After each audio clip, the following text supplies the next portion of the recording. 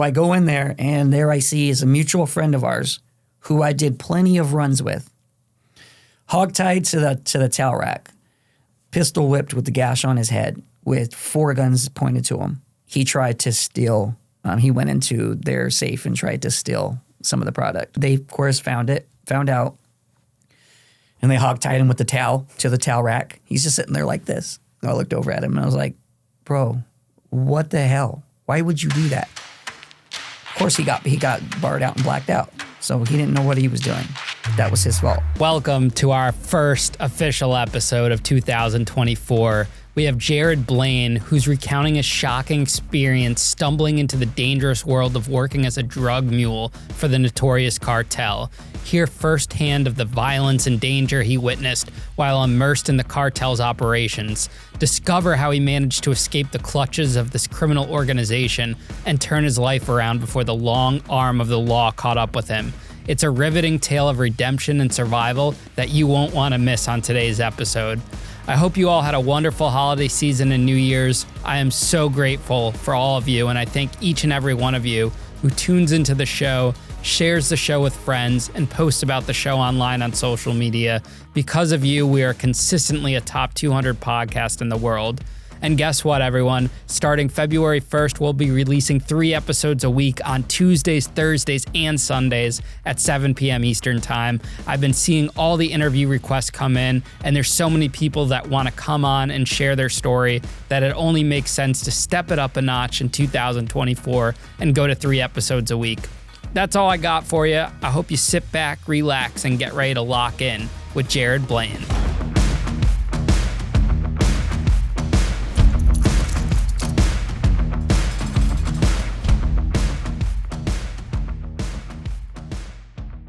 Jared, welcome to Locked In, man. You had quite the journey to get here today. Yep. I mean, attempt number 2. I was saying this is the second attempt, man. So I appreciate the opportunity. Absolutely. Well, second time's the charm, right? Well, technically third time's the charm, but you did it in 2. Yeah, I didn't want to make it any more than that. So where are you coming from? So we are coming from Western New York, so just east of Buffalo. So that's up near like Rochester and whatnot. Yep. South of Rochester, east of Buffalo. So we're kinda... my mom's side of the family lives in Rochester. Yeah. So I know what that drive's like. Do you guys drive back today too? Yeah. As soon as we're done with this, it's a 5-hour drive back. On the road.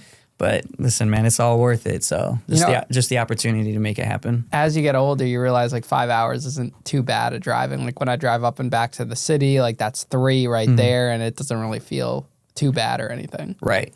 Yeah. I know when I was younger, I was like, damn, 5-6 hours, like that's all day. And now I'm like, that's actually nothing. So you have a pretty crazy story, but you didn't actually go to prison. Nope. You were one of the lucky ones that come on the show that lived like a crazy lifestyle, but never end up in prison. You kind of like put the life behind you before it ever gets to that point. Right. Take us from the top, man. Like where'd you grow up? Where are you from? And what's like childhood like for you? Yeah. So from Phoenix, Arizona. I'm half Hispanic, so I lived, living close to the border of Mexico. We travel to Mexico a lot and whatnot, and so basically I spent my time between Mexico and Phoenix, and growing up was pretty interesting. My mom was 15 when she had me, so she was pretty young, and she wasn't obviously ready to be a parent yet. So my grandmother took me in for a little bit, tried to raise me, and then I bounced back and forth between my mom and my grandma for some years. But childhood was just, from the longest that I can remember, I'd always seen like trafficking, just drug running for as long as I can remember. Unfortunately, my cousins were in it, my family was in it, so it was normal for me to see. And so I kind of just grew up with that mindset of this is normal. But I didn't really get into I think I was 8 years old when I took my first shot of liquor.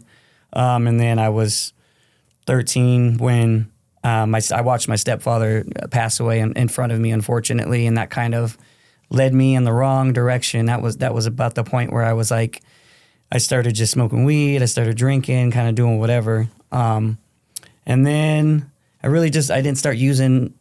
I broke a bunch of bones in a motorcycle accident when I was 16. And that's like when I first started experimenting with oxy and fentanyl and whatnot. And that right there was kind of like the start of my crazy life, because before that it was just smoking weed, just drinking, having some fun.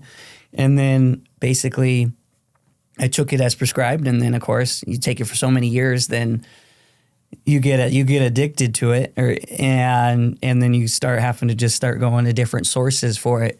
But before I get to that part, I became a dad very young. I was 19 years old when I had my first kid. I got married at 19. And from there, I was sober a couple years on and off. And then I got hurt at work again in my mid-20s. Took me right back to the life. And that's kind of like where we started at, was just, mind you, my family was in it. And I ran out of scripts and I had to start buying off the street. And when I ran out, my cousin introduced me to a couple people, and I would just go there and just be like, hey, let me go ahead and let me get a couple 30s off of you. And then he ended up handing me a cell phone one day and was like, call me directly. You don't need to go through so-and-so. Just call me directly. And so I did. But I remember the first time I met these people, my family member took me over to, I'm not going to say who it is, but my family member took me over to the house and knocked on the door, and he walked in. And when I walked in, I immediately got pulled in, slammed against the wall, and there's an AK-47 and 2 pistols pointed at me, because he didn't tell them that he was bringing anybody with him. And of course, those types of trap houses and whatnot, everybody's paranoid. They're always watching out the windows. And it freaked me out, but I was like, whoa, like what the hell is going on here? And they were just like, yeah, he didn't say he was bringing anybody.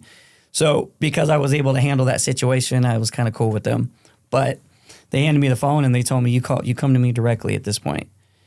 And that's kind of what started my whole journey with being, making money, trafficking and whatnot. It was insane, to be honest with you, like how I even got into it, because I look like a white guy. I'm half and half. Look like a white guy, but I speak Spanish, and I was able to go down to Mexico and just be able to, cops didn't think nothing about it. Border Patrol didn't think nothing about it, but little did they know what kind of shit I was doing. But you're also like a junkie. So how do you progress from like a junkie, addict to someone that's actually moving weight and is business minded and is able to do that? Because I don't think I was like in actual, like that far gone at that point. I had a full-time job. I was able to go to work every day and use. I was a functioning addict. Of course, I couldn't function without using, but I was a functioning addict. So I wasn't like one of those where I was like I was fiending and stealing and robbing people at that time. Of course, at that time. It didn't progress until after I got linked up with them.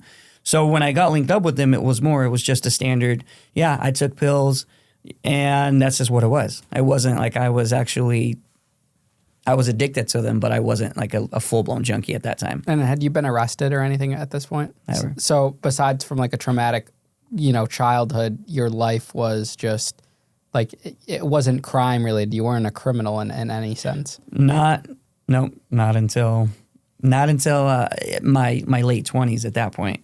Wow. So I never had a run-in with the cops beforehand. I don't know how, because even then, like, I'd sell weed, sell some pills, stuff like that. But it was nothing compared to like what I would actually get myself into. And how was your marriage and being a dad when you were using? So, I was married 12 years.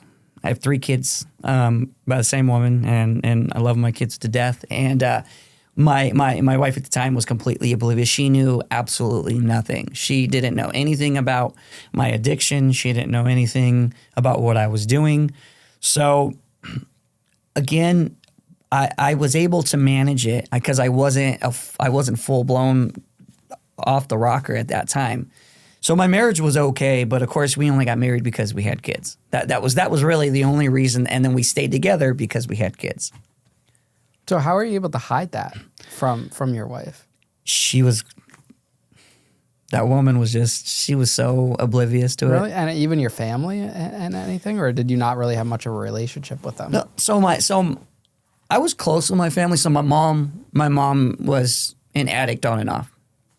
So my mom was the only person that knew that I was using pills because she would buy off of me and I'd buy off of her. So my mother was the only one. Now, nobody else, my grandmother, my siblings, nobody else ever knew about it whatsoever. But of course, being that my mom and then my mom ended up using heroin after, and that's kind of like where everything started turning for her. But when I got clean shortly after she got clean, but that was the lifestyle that she lived, and she would go and she'd sell her scripts to me, and then I would buy them, and then I would sell them to other people, and that's just the way that I was able to like still feed my habit, but make some money on the side. And I was making really good money at work. It wasn't like I was making jump change. I was making really good money.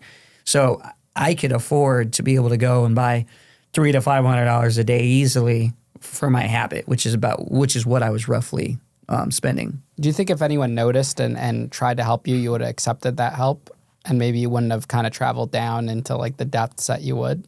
Probably. I mean, I can't say for sure, to be honest with you, but probably, yeah. Just because the way that I grew up, that's what I saw. Mm-hmm. I saw my cousins strung out on heroin and meth, and I saw my mom using, pills and going from there. So it was like a normal thing for me, but I didn't really think that it had an issue at that point, just because I had a job and I go to work, and I was a husband and I was a dad and everything. Do you feel like it kind of got passed down to you biologically? Oh, yeah, I think so. Because I grew up without my father. My father was absent my whole entire life. My stepfather, he's been in my life since I was 14. He's the one that's taught me everything.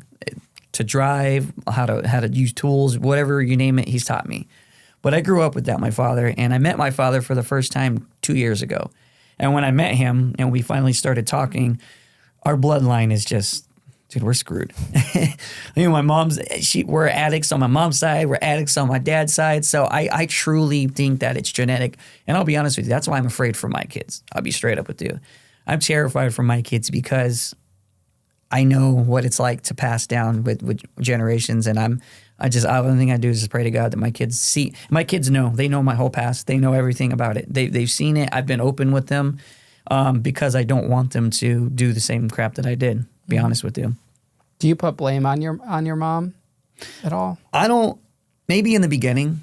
In the beginning I did, but then the older I got, and then more that I realized, like, it was my choice. It was my choice to use. It was my choice to run drugs. It was my choice to do all that. Now, did my mom help? No, she didn't help the process because, if I need a 30, oh yeah, here you go. But if she probably would have been more like, no, I'm not going to give you this. Stick to smoking weed. My mom wouldn't even smoke weed with me. So I don't know how she went from not wanting to smoke weed with me to giving me pills. And then if she was dope sick, she would ask me for them and whatnot. But she probably would have been told me like, hey, you know what? Don't do this.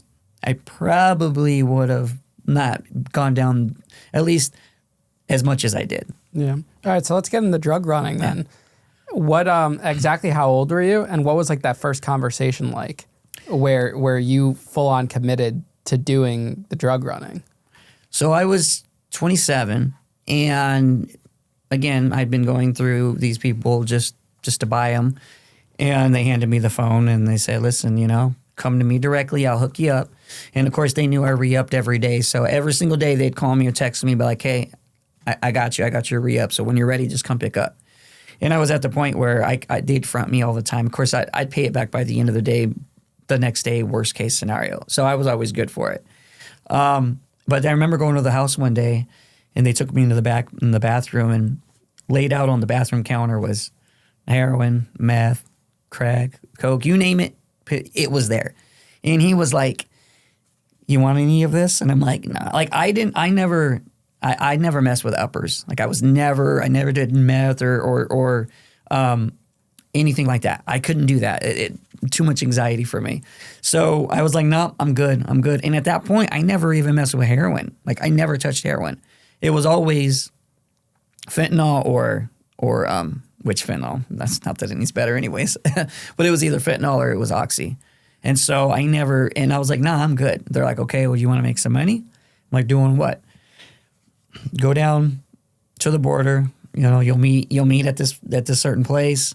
You'll pick up a car, bring it back. I'm like, okay, how much? 10 grand.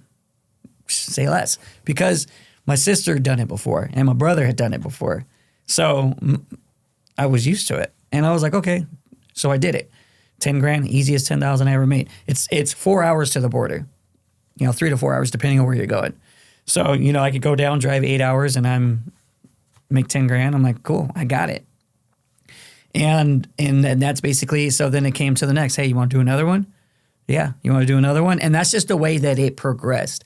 And at that point, I was only just picking up and bringing back. Now, mind you, because I spoke Spanish and I was able to, we were running for certain members of the cartel. I was never a member. I was never this or that. I never claimed any of that. But I was heavily involved in the trafficking and the running, and I was dealing with them on a daily basis. So were you working for the cartel directly, or is it like some other gang or group of dealers in the U.S. and they're buying from the cartel? Yeah. So now part of them were part of, so the dealers I was dealing with, they were part of the cartel. So it wasn't, but they were in the States based. So they weren't based in Mexico or nothing. So they were, I guess you could say yes and no. Like it wasn't like I was going down into the head of the cartel and buying from them, but I would be getting my orders from members of the cartel on the U.S. side, and then they would send me down. Is it customary to just hire people like you, I guess? Like they knew you were an addict or a user, Like I feel like they'd be smarter than to hire someone like you. Mind you, they knew I was, but they didn't know how. They didn't know I presented myself in a professional manner.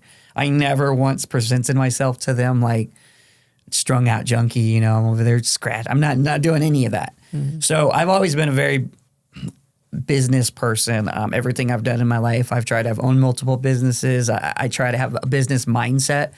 So that was just the way that I looked at it. It was another way to go and make money from a business side. All right. So walk us through from the time you get the call that you have to go over there, like everything, the pickup, the drop off, your feelings, your emotions, what it's like, and then crossing the border, meeting them over there, everything. So, of course, you're going to have some form of anxiety, especially doing something like that. So you got the 4-hour drive down there and your heart's just racing and you're just like, shit, am I really doing this? Am I really doing this? But then I realized like, I'm an addict, so I'm going to do whatever I need to do to feed my habit. Anyways, so you go down, we meet at a hotel. You go to a motel. You drive another car down there. They have a car waiting for you to bring back. So you go down there, you go to this motel, and you stay there, and you could be anywhere from 30 minutes to like 3 or 4 hours. It all depends on how long it takes them to pack that car out.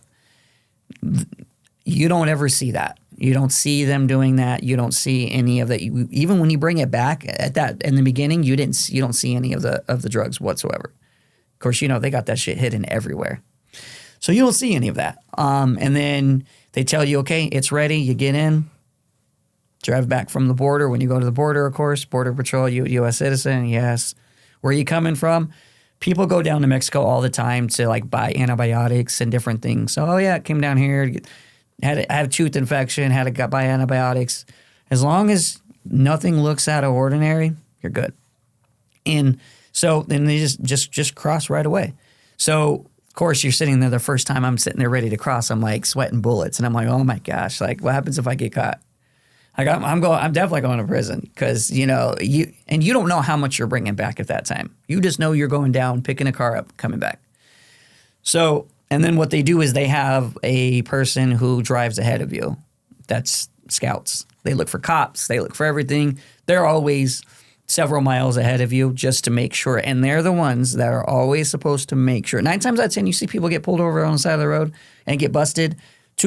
One of two things. Either A, their watch out wasn't paying attention and didn't alert you that there's cops up ahead. Or B, you're doing some stupid thing like breaking the rules. Like, why would you do that? Why, or somebody sets you up to be the fall guy, and basically they call it in because that does happen.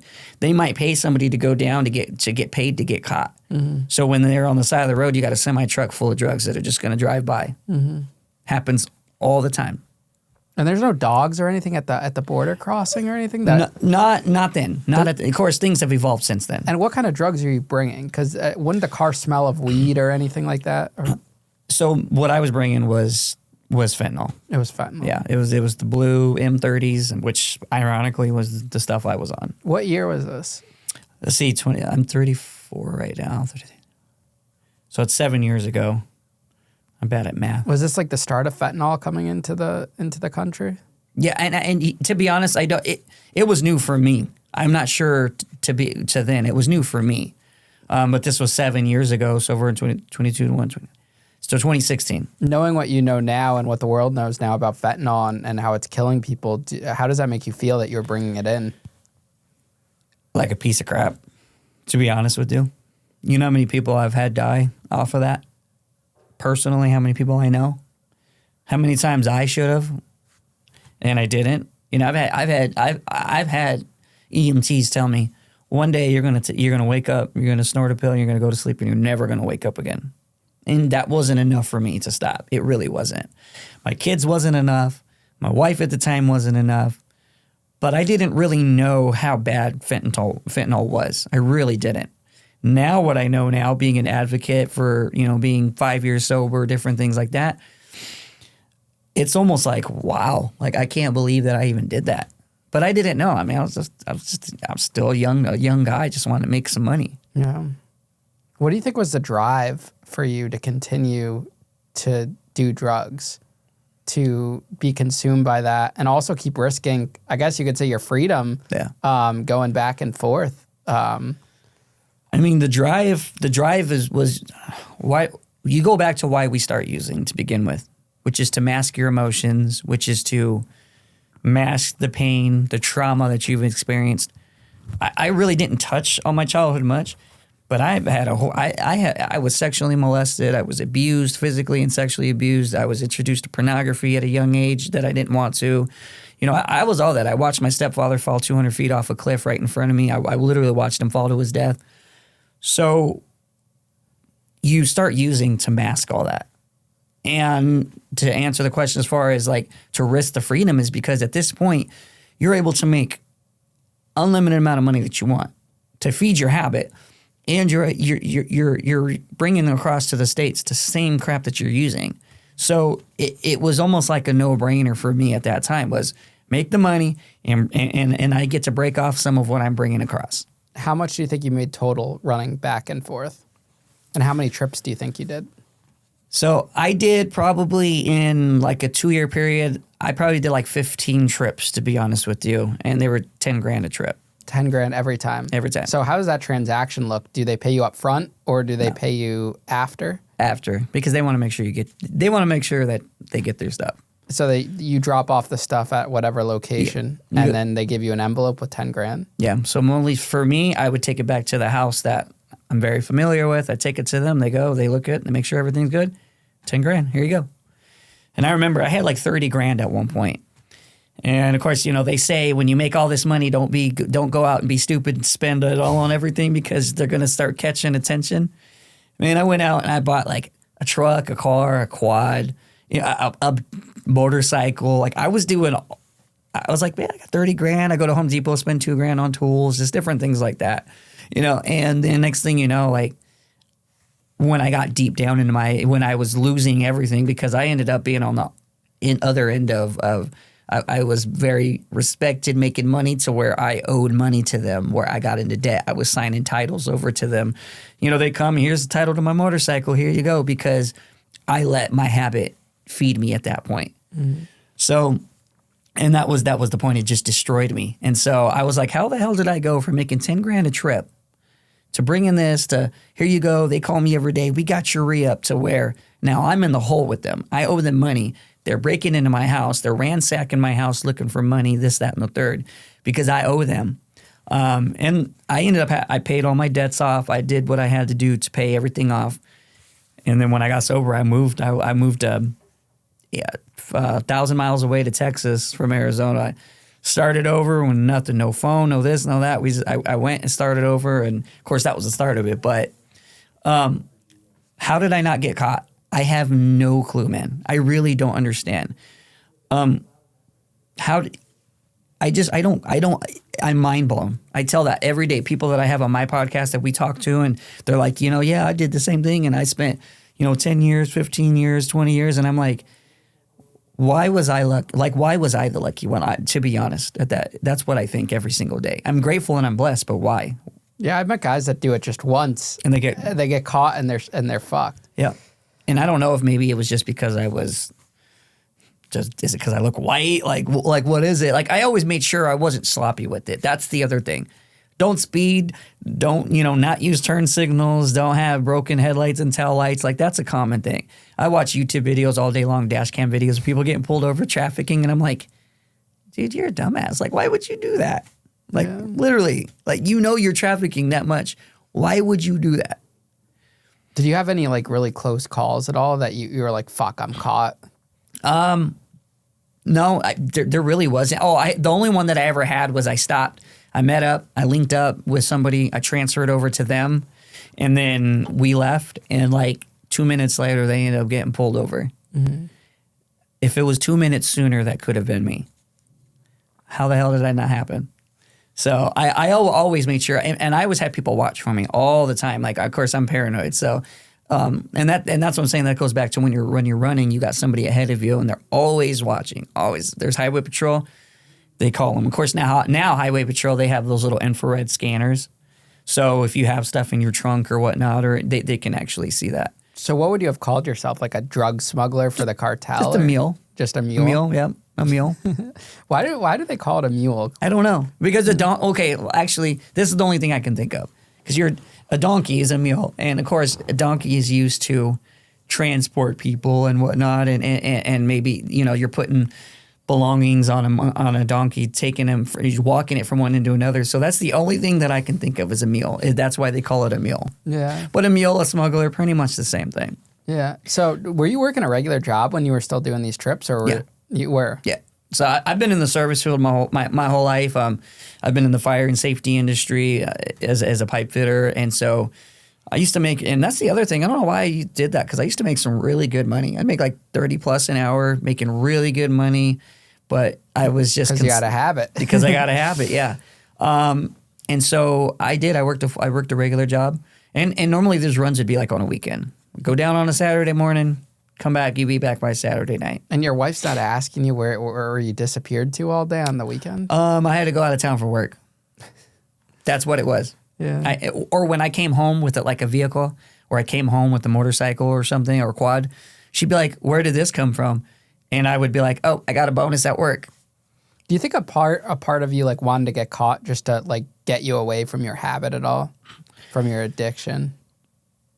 No, probably not, because I didn't. I don't think I was. No, because I wasn't ready to stop. Mm-hmm. I really wasn't. I knew if I got caught, then I would be forced to stop, and I wasn't ready to stop. Mm-hmm. But there was the point where I had transitioned from just bringing it over to where at that point where then I was now going out and I was selling it. So you were selling the product? After a few months of just transporting it, then I went back and I was like, okay. Because it's extra money. You go out and they need somebody. They're like, hey, can you run down to the corner and so-and-so needs this many pills and blah, blah, blah. And you just go down and do it. And the next thing you know, you're like, then they break you off a little bit of that. And so for me, it was just the more money I could get in my pocket, the more money I had for drugs. But that's more exposure too. It is, but addicts don't think that way. So you're telling me you're spending thousands on drugs for yourself too? Easily. Really? Easily. I'd spend $300 to $500 a day, just myself. And that would get me through just the day. Just the day. Really? So I was using roughly 15 to 20 inbox 30s. And that seems like that could kill someone. It can. A quarter of one can kill somebody. Were you injecting, or were you? No. I never injected. Okay. No. I started just regular by mouth, and then just like normal, ate it. And then one day my buddy was like, "Yo, you should crush that up and snort it. It'll hit you a lot quicker." And I did. And I never went back to it. Is there any difference between injecting and snorting? I would assume so, because I would think the bioavailability and how much actually gets into your bloodstream. I've never injected, so I couldn't tell you that. Okay. But I know that like if you snort it, you only get a percentage of it because, of course, it gets in your membranes and whatnot. When you inject it, you're getting the full thing right in your veins. Gotcha. And with those type of drugs, when you do the injecting, does that give you like the scars on you and whatnot, like some of the other drugs does, or not for the fentanyl? No, it's the same thing. If you're using a needle to inject, it doesn't matter if it's meth, heroin, fentanyl, you're going to get track marks. You're going to get scarred up. And like the facial issues too, like the scabs or whatever that we see. That's more of like a meth aspect. Okay. Yeah, you don't really see that from opiates, but that's more what you see from meth. The only time, so I never went. I guess I should say I never physically injected myself. I would make up excuses and go to the hospitals all the time and say I have this issue, and they'd shoot me up with like Dilaudid or something. Like that was the other thing. That's how bad my habit was, bro. I would travel for work. I would travel all the time. That's why when I would tell my ex-wife, like, hey, I got to go out of town for work, no questions asked, because I would travel every week, every other week. I was gone for a week or two. So when I'm out on the road, instead of sitting at my hotel at night, I'm like, let me look up the closest hospital I can go, spend 6 hours in the waiting room, tell them that I'm allergic to Tylenol, ibuprofen, Toradol, just so they can shoot me up with Dilaudid, morphine. It was bad, man, where I would literally go in and I would tell them, I think I got a kidney stone. And then, of course, so the cure for a kidney stone that they want to give you is Toradol, which is just a strong anti-inflammatory. I would tell them I'm allergic to that. My throat swells up. So they would be only forced to give me narcotics. And I know they're going to take a piss test, and if nothing comes back in my pee, it's going to show. I would go in the bathroom, I'd take a razor blade, I'd cut my finger, drop the blood into the pee, and it would go. They would do their test, they would come back, and they'd be like, well, there's blood in your urine.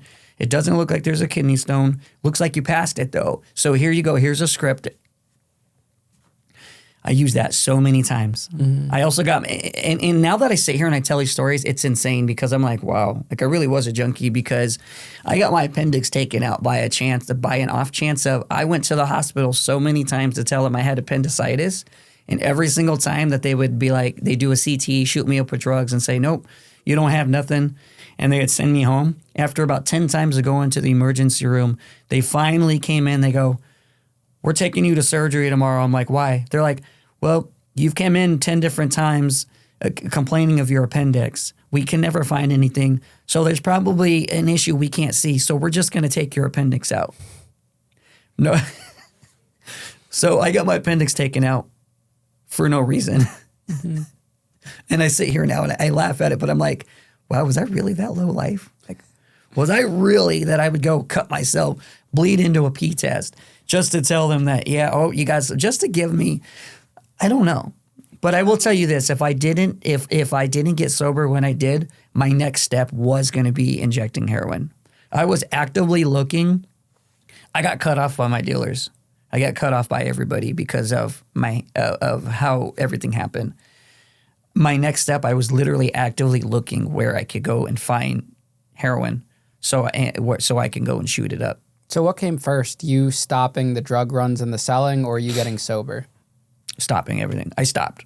So I stopped 2 weeks prior to me getting sober. What was the cause? What made you stop? So because I used to travel, I was a gold member with hotels.com, so I used to get some pretty good, decent rates. And so my plug would always call me and be like, yo, can you rent a hotel under your name? I want to take the family to this resort. And of course, it's going to be cheaper for me. You know. And I was like, yeah. So I got this hotel for them, a resort. They paid for it. I just put my name on it. I had to re-up that day. He wasn't answering his phone. I'm like, what the hell is going on? So I drove down. It was like 45 minutes. I drove down to the resort. I saw the cars in the parking lot. I walked in. I knocked on the door. The guy's wife answers, and she speaks Spanish. She speaks in Spanish. She tells me, Jared, if you don't get in the bathroom, they're going to kill him. And I'm like, they're going to kill who? So I go in there, and there I see is a mutual friend of ours who I did plenty of runs with. Hogtied to the towel rack, pistol whipped with the gash on his head with 4 guns pointed to him. And first thing I look in, I say, what the hell? He took a bunch of Xanax and fentanyl and got barred out and blacked out. And in the middle of the night, he tried to steal. He went into their safe and tried to steal some of the product. Oh, wow. He fucked up. That's his fault. And so they, of course, found out. And they hogtied him with the towel to the towel rack. He's just sitting there like this. I'm just like, and he's bleeding down his head. And so I look at my guy and I'm like, what the hell happened? What's going on? So he tells me what happens. And I look over And I could say this kid's name was Daniel. I looked over at him and I was like, bro, what the hell? Why would you do that? Of course, he got barred out and blacked out. So he didn't know what he was doing, but that was his fault. So, I almost said this guy's name. This guy tells me, and he goes, you got two options, Jared. Either A, I'm going to shoot him and kill him. We're going to shoot him right here on this bathroom floor. Or two, we're going to put him in your truck. We're going to take him to the desert, and we're going to take care of him. And I look over at Daniel and I said, bro, I don't have a choice, right? I don't. I told the guy, I was like, I don't want to do this. He goes, no, I'm not giving you. Those are your two choices. And I know 100% he would have shot him right there on the floor. So I look over and I said, dude, I don't have a choice. So let's go. So we go to my truck. We get him in. He's got two guys with guns to him. He sits in the front seat, the two in the back seat. The whole time they just have the gun to his head. And we go out to the desert and we park. Now, I stay in the truck. I'm not getting out. But they both of the guys got out. They walked him out. And I literally had to watch this guy get shot and killed right there. They left him. We got in the truck and we left. 2 weeks later, I was done. Wait, this is like some shit from Breaking Bad. I swear to God, bro. I swear to God, all my life. Swear to God. And that was your friend? That was. He was my friend with drugs. And no cops ever followed up. There was no investigation. Because I left. 2 weeks later, I left and I went out of state.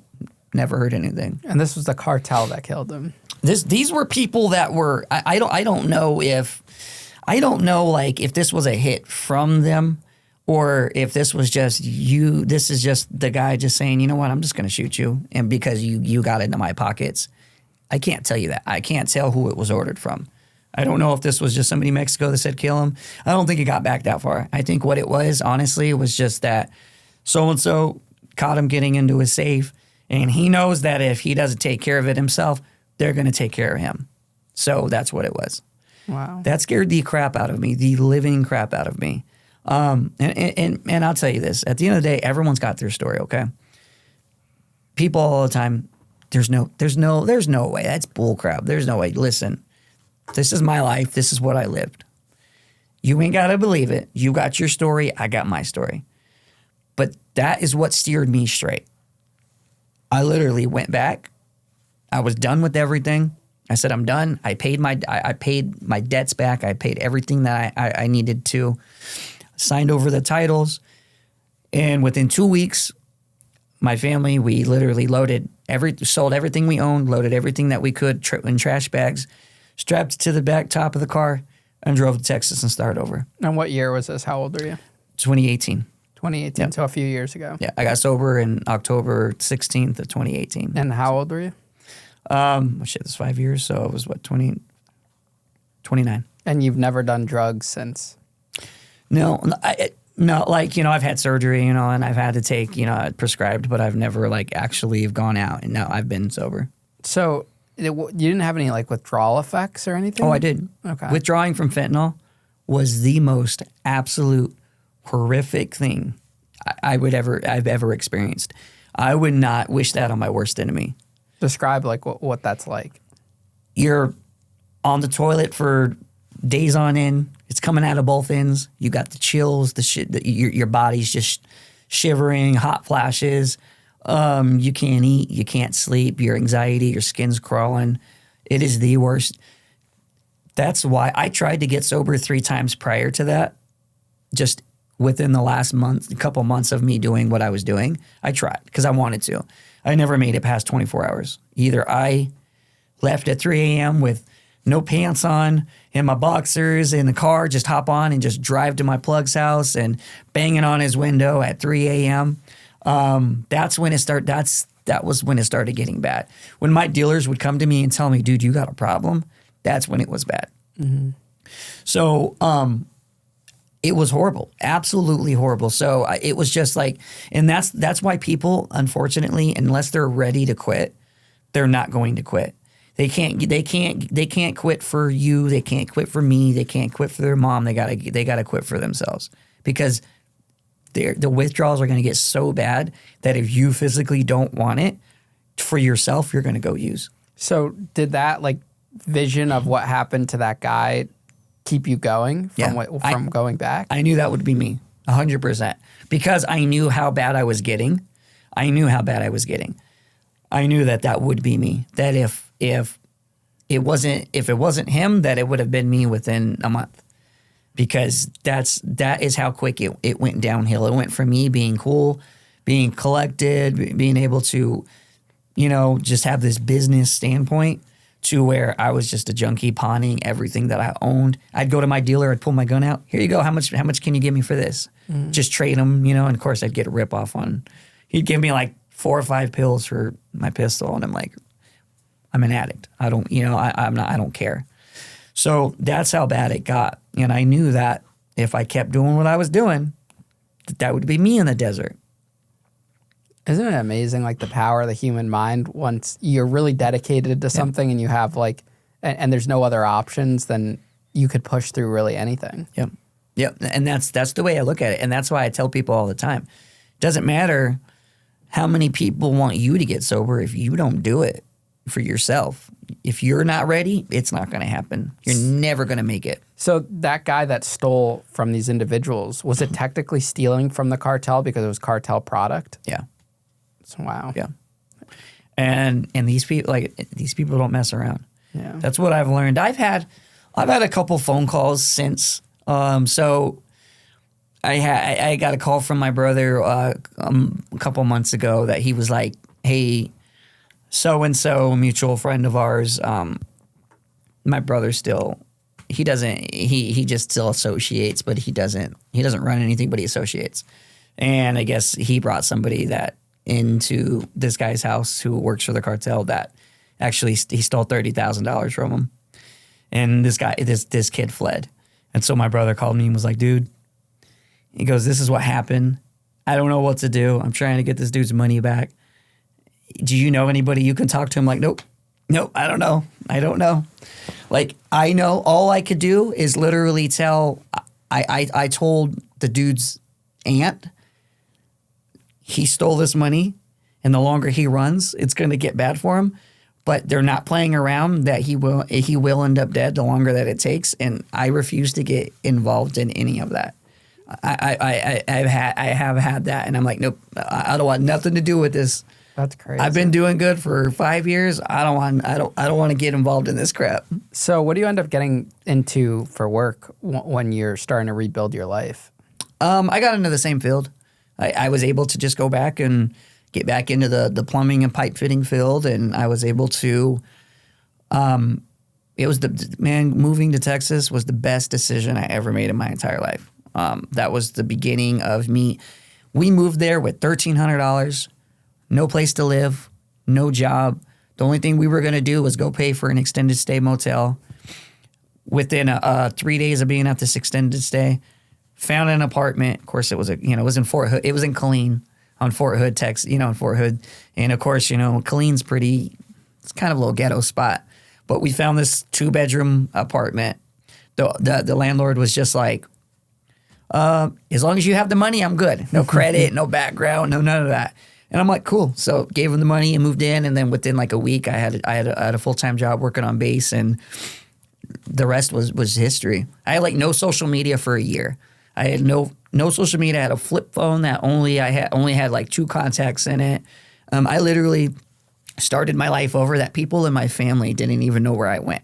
Very specific people in my family only knew. I didn't want people knowing where I went to because I just didn't, man. I wanted to change my life. I really did. And I didn't want any things to pop up that might cause an issue. And I was like, no, don't tell people where I went. I stayed away from Phoenix for 2 years. I finally went back after 2 years. Mm-hmm. And I was a little nerve-wracking when I went because I didn't know how it was going to be. I'm going back into my old hood. My family still lives in the areas. And I was nervous, but I was fine. I went back and there was no issues. People were like, are you scared to come back because so-and-so and so-and-so? I'm like, no, I paid my debts. I'm not in debt to nobody. So why am I worried about it? I don't have nothing to be worried about. I just know not to go to this block and I'm all right. What have been like some triggers for you and that you've had to work through in regards to relapsing? Definitely like just life experiences. I went through a divorce. and my kids live on the other side of the country. So like, you know, when I got divorced, the number one question people ask, like, are you good? Are you going to relapse? I'm like, no, I'm good. I used it as fuel, but that could have been a potential trigger, but I was dedicated to working through that. But then also, like, I'm not going to say I don't get cravings. I look at the news all the time and I see all the inbox 30s, the pills, and sometimes it takes me back to, in my mind, I'm like, damn, what it would be like just to do that. But then I realize one time, man, that's how bad it is now. One time, all I need to do is use it one time, and that's going to kill me. Mm-hmm. And I'm a $155. I've been able to snort one or two of those pills at a time. I've seen people 300 pounds snort half of one and just out like a light. Mm-hmm. So if I was to relapse today, I'd be scared because I don't think I'd make it back. Like, that's the way that I look at it right now. I don't have another relapse in me because if I go out, I'm out. Like, I'm not coming back from it.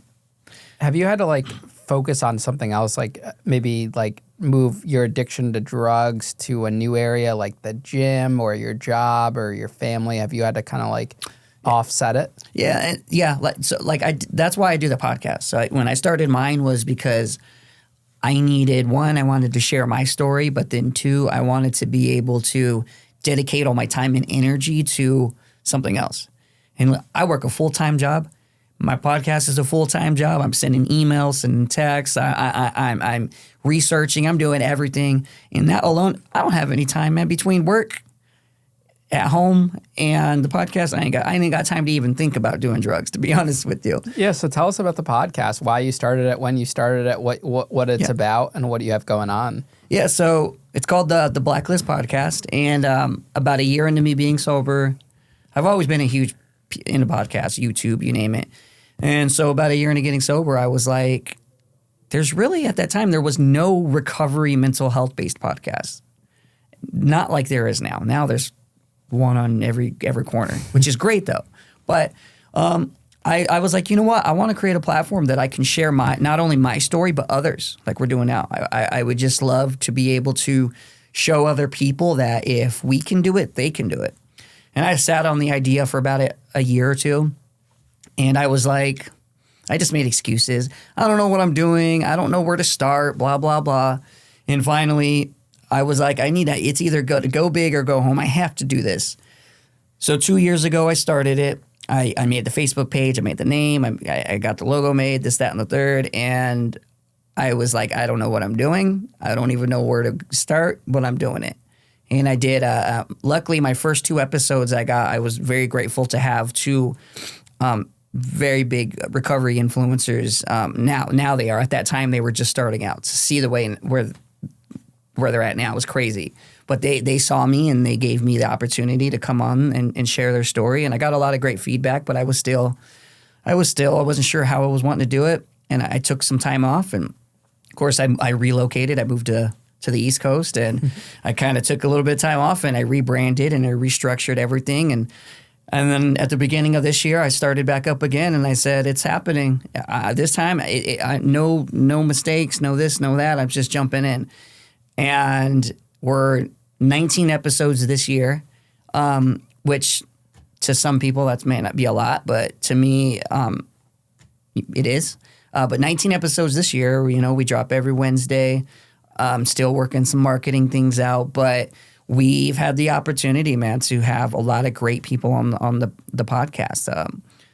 We have people from everyday Joe Schmoes to influencers that have 2-3 million followers. That is what they do full time, and all we do is just share stories of just hope and positivity to people. Like that's the main goal of this podcast, is to inspire others to let them know if it doesn't matter what you go through in life, that you can change. If you can do it, they can do it, he can do it, I can do it, everyone can do it.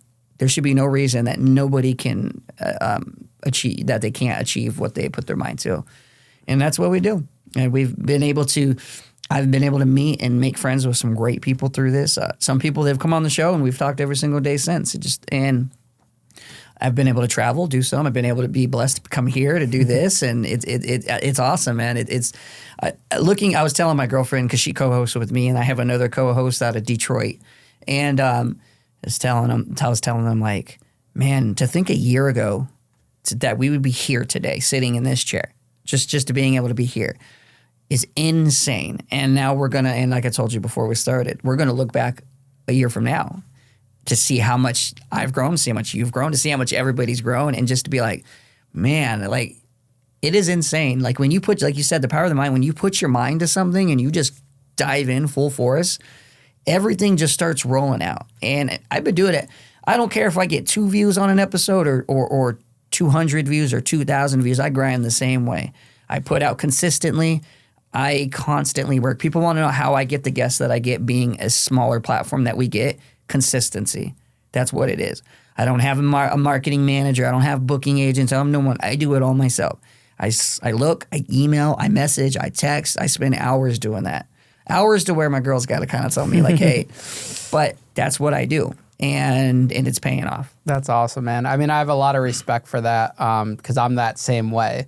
Like once I'm grinding, it's hard to get me to turn off that grind. Once like I'm in that vision and like I'm annoyed enough to the point where I need to like focus on this and just like go all in, because I like to turn like anything I'm personally going through, I turn that into motivation to finish what I set out to do and to start it. But that's what it takes to stand out in this. And it doesn't matter. Like the views don't matter. Yeah. Like even if you have one person watching, that's one more person you're positively affecting. Yep. And you could inspire that one person to get their thing going, because there's so many people in the world that are too afraid to try, that are too afraid, like they're miserable at home. They're thinking, I don't want to keep working this job. I don't want to do this. I want to do that. And they're afraid to try. So when they hear someone like you come on and say, listen, I've been at rock bottom. I've done some shit I should probably be in jail for. I probably should have been dead, but I've been able to turn it around and get on a good track and use that negative life experience for something positive that's inspiring for people. Yeah. So I got a lot of respect for you for that, man. I appreciate it. I do. It's just a drive that I can't turn off. It really is. Now I'm like, how do I take this to the next level? I already got one level. Now I'm like, all right, let me take it to the next level. And then it's going to be to the next level. And quality is only going to get better. Production's only going to get better. Everything gets better with time. And that's the way that I look at it. We might be squeezing in a studio under the stairs right now, but I guarantee you 6 months to a year from now, I'm already claiming it. It's going to happen. We're going to move into the next phase. You got to manifest that. And that's the way that's the way. Speak it into existence. Thoughts become things at the end of the day. And I tell people, do not be afraid to just jump, because I made the excuses for the longest time. And I'll tell you this, before we started up in the beginning of the year, I was done with the podcast. I was done. I was going through some personal things. I was done with it. I told my girl, I told my co-hosts, everything. I said, I don't know if I want to do this no more. I lost my drive at that moment. But I was told, keep holding on. And I did. And when I held on, it's been nonstop. We're booked up until the end of February with content right now. 3 months behind. It's insane. Mm-hmm. So to anyone that's watching and listening, like, don't give up, because you might be ready to give up right now. And you might just need a couple more swings, to hit to the diamonds, and it's going to break open. But you got to be consistent. That's the biggest thing, consistency.